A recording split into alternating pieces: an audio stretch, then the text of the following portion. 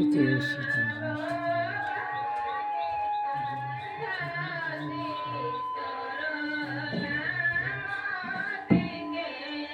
कवि रामचंद्र जानकी शरण दास आनंद रामायण से आपके सामने एक कथा सुना रहा हूँ।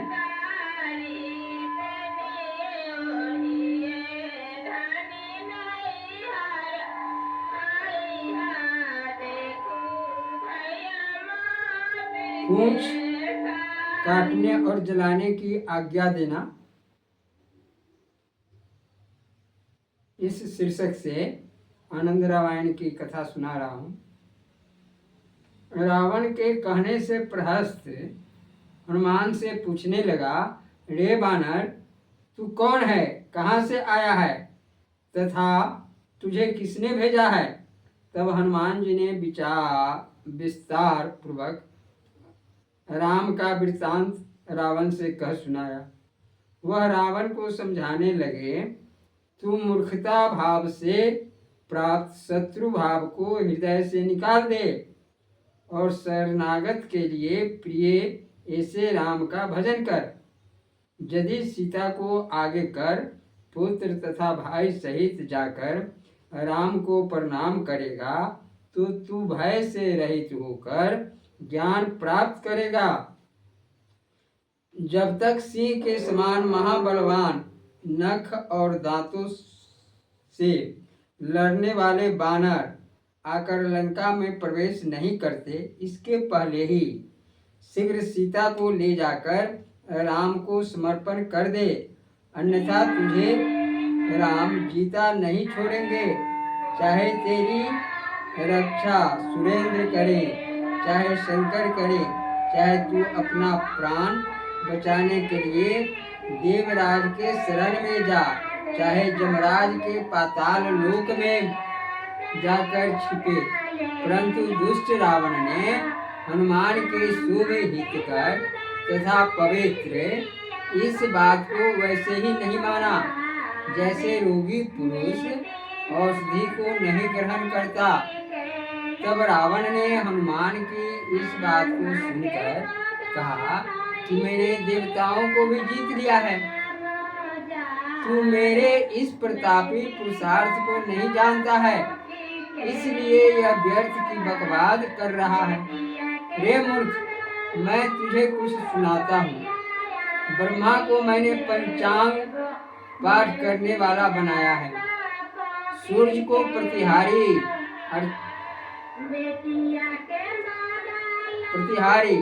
अर्थात दूत, चंद्र को छत्र धारण करने वाला, वरुण को जल भरने वाला, वायु को झाड़ू लगाने वाला, अग्नि को रजक धोबी, सचिवपति इंद्र को मालिक, दंडधारी यमराज को द्वारपाल, देवताओं की स्त्रियों को दासी, मार्तंड का हजाम, गणपालों को गंधर्वों का रक्षक, साइस, मंगल और बुध आदि सब ग्रहों को मैंने आसन की पीढ़ियां तथा छठों देवी कात्यायनी बच्चों को खिलाने वाली दाई बनाया है।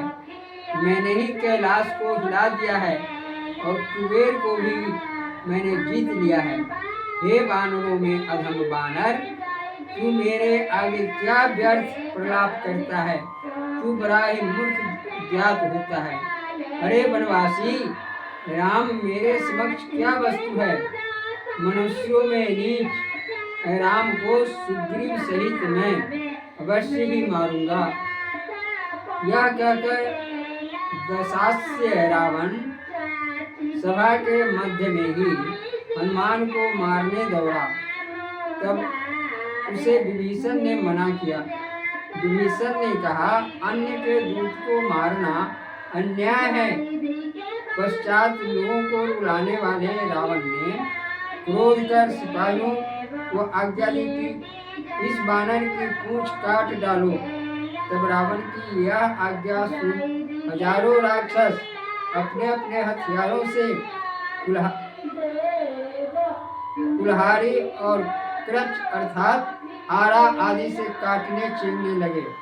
तब उसी समय हनुमान ने किंचित अपनी पूंछ हिला दी तो उसके हिलने मात्र से ही हथियार के सैकड़ों टुकड़े होकर गिर पड़े और चूर चूर हो गए, परंतु हनुमान का एक बार भी टेढ़ा नहीं हुआ। यह देख रावण मारुति अर्थात हनुमान से कहने लगा, रे बानर वीर पुरुष, अपनी मृत्यु के उपाय को भी गुप्त नहीं रखते, अतः तू स्पष्ट बता दे, तेरी पूंछ किस उपाय से नष्ट होगी। इस पर जब हनुमान जी ने अपने को अमर बतलाया तो उस बात को सत्य न मानकर रावण ने फिर से कहा, सत्य सत्य बतला। तब मारुति क्षण भर में विचार करने लगा कि अग्नि मेरे पिता का मित्र है, इसलिए मुझे भय करने की कोई बात नहीं है। अब मैं अपनी पूंछ को जलवाकर लंका को ही भस्म कर डालूंगा। जय श्री सीते। यह प्रसंग आपको अच्छा लगे तो इसे आप बार बार सुनने का प्रयास करेंगे। जय श्री सीते। जय श्री सीते।